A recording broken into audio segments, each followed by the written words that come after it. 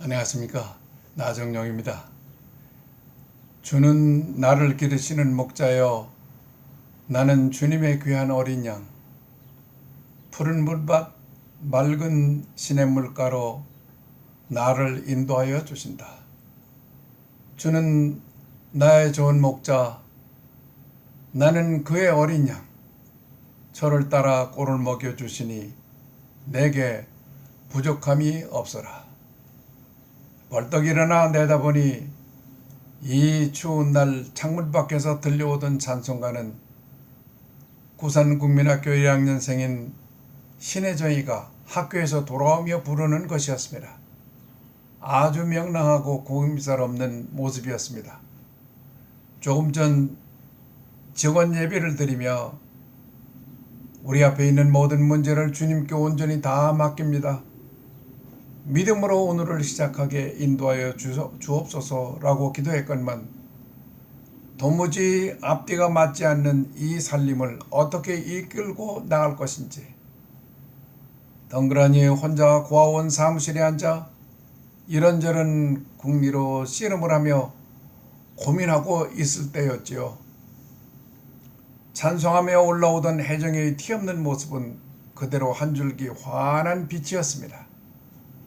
조금 전까지만 해도 아무런 대책이 없어서 막막했었는데 마치 갑자기 무슨 응답이라도 받은 듯 뿌듯해지는 것이었습니다. 전쟁 후라서 아주 열악한 환경인인 고아원에서 자라는 200여 명의 아이들은 어느 곳 못지않게 예배를 자주 드릴 수밖에 없었습니다. 아이들뿐 아니라 수고하시는 직원들까지 예배가 진실로 생명의 양식이었으니까요. 그 예배 시간에 늘 불렀던 찬송, 주님께서 자기를 사랑하신다는 사실을 조금도 의심하지 않는 단순한 모습, 내게 부족함이 전혀 없다는 아름다운 고백의 찬송, 이 아이의 그 얼굴이 바로 천사의 얼굴이구나 싶었습니다. 그러자 이 천사 같은 아이들을 돌본다는 것이 얼마나 복받은 일인지 그만 태산 같은 걱정이 아니라 빼앗길 수 없는 감격으로 채워지는 것이었습니다. 이 겨울을 어떻게 날 것인가? 이 턱없는 일을 어찌한단 말인가? 땅이 꺼지던 참이었는데 혜정이의 구김살 없는 모습이 나로 나의 누추한 모습을 보게 해주는 것이었습니다. 부끄러웠습니다. 진정한 고아는 혜정이가 아니라 의지할 곳 없어 태산 같은 걱정만 안고 있는 나였던 것이 얼마나 부끄러웠던지요. 이 아이들이 먹을 양식은 어디서 구할 수 있을까? 이 추위를 견딜 수 있는 연탄은 어떻게 구할 수 있을까? 또 천둥의 번개처럼 뛰어다니는 동해 노상 갈라지는 구들장 소리는 이 겨울에 어떻게 할 것인가? 어느 교회에 가서 사정을 해봐야 할까? 어느 동창을 찾아가야 할까? 어느 회사의 연결고리가 닿을까? 또 그때는 중고등학교 등록금을 고아원 아이들도 기상회비 외에는 다 내야 할 때여서 등록금 마련은 어떻게 해야 할 것인가 등등의 가장 기초적인 생존 문제들이 끈질기게 나를 따라붙곤 했지요. 그러나 찬송에는 힘이 있었습니다. 찬양할 때 우리는 하나님의 약속 있는 음성을 들을 수 있습니다. 각박한 현실이 아름다운 꿈으로 연결게 된답니다. 찬송은 곡조 있는 기도로 하지 않습니까? 그 아이는 로스앤젤레스로 입양된 후 경건한 가정에서 신앙으로 잘 교육받아 건강하게 성장하여 할리우드 관련 영화 산업에 종사하고 있다고 합니다. 그 아이는 자기가 그렇게 될 것을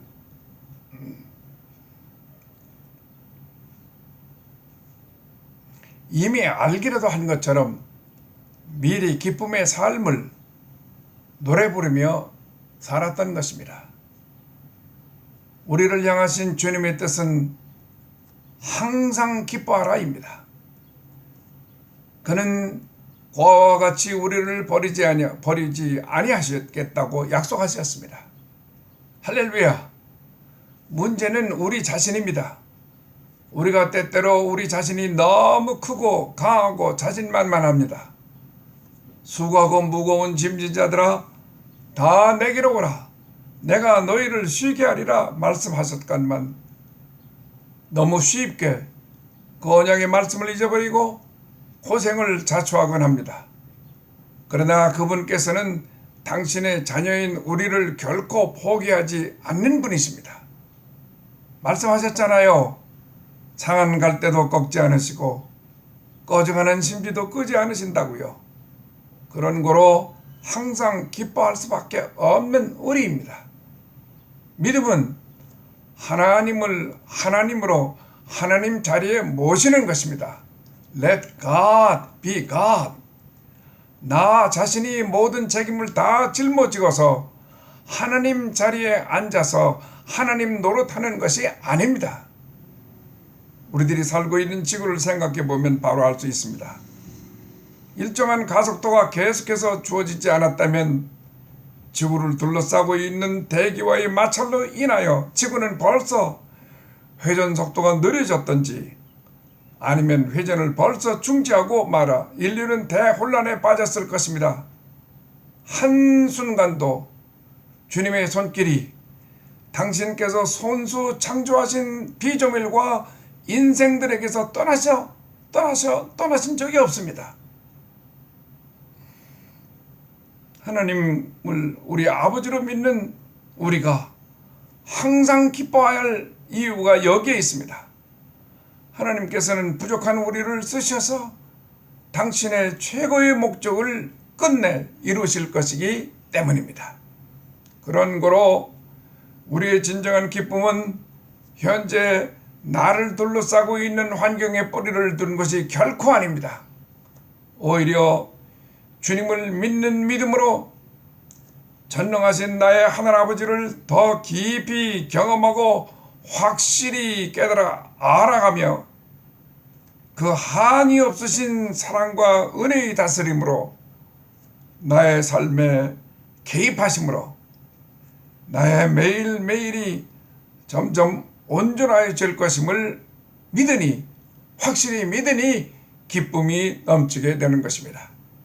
항상 기뻐하기 위한 나만의 간단한 공식을 만들어 내 삶에 적용해 보았습니다. 첫째, 받은 바 은혜를 기억하기입니다. 하나님께서 이제까지 친히 지켜주시고 인도하여 주신 그 은혜를 기억하는 것입니다. 이스라엘 백성이 저지른 가장 큰 죄 중에 하나는 받은 바 은혜를 기억지 못하고 망각해버리는 것이었습니다. 경험했던 은혜를 촌시라도 망각하지 않기 위해서 구체적으로 기록하는 것입니다. 감격한 은혜의 경험을 기억할 때마다 그 은혜 속으로 들어갈 수 있기 때문인 것입니다. 둘째, 감사 기도하기입니다. 감사도 습관입니다. 감사드릴 때 안 보이던 길이 보이게 됩니다. 하나님 임재하심의 은혜를 구체적으로 감사드리며 기록하니 자동적으로 영성 일과가 되어 감사가 계속되어지는 것입니다. 셋째, 찬양하기입니다. 지금까지 지켜 보호 인도하여 주신 아버지께서 앞으로도 영원히 변치 아니하실 줄 믿고 찬양하며 선포하는 것입니다. 그러면 막막한 현실만 바라보며 실망하지 않고 오히려 이길 수 있는 힘과 용기와 기쁨이 샘솟듯 솟아나는 것입니다. 혜정이는 이 부분이 강했던 것입니다.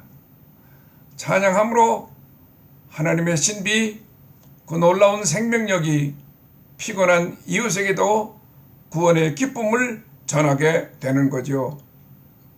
불행하게도 오늘날에는 심한 긴장과 스트레스로 스스로를 망가뜨리는 경우가 많이 있습니다.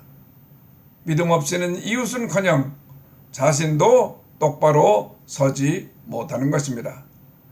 비록 막막한 현실일지라도, 억울한 일을 당하여 가슴이 터질 것 같을지라도 기뻐해야 할 이유를 찾을 수 있습니다.